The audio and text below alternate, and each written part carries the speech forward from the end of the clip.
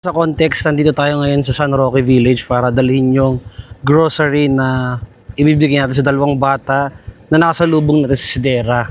So yun yung binigyan natin ng ice cream at pinag-lomi natin kung di nyo natandaan sa mga posts natin. Yan. Yung isa dun guys, kilala ko na kasi nabigyan ko ng grocery dati yun eh. Doon sa Lumian, sa Lomi pare. Ngayon pupuntahan ko sila para mabigyan ka ng grocery. Pwede na tayo mag-lomi rin kay Kuya Leo para isa na punta. Ay, lomi pare, taga dito. Mamamas ko nga ako.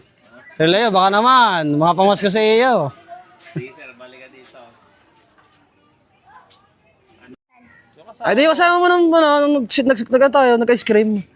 Tsaka nag-lomi. Tawagin mo nga.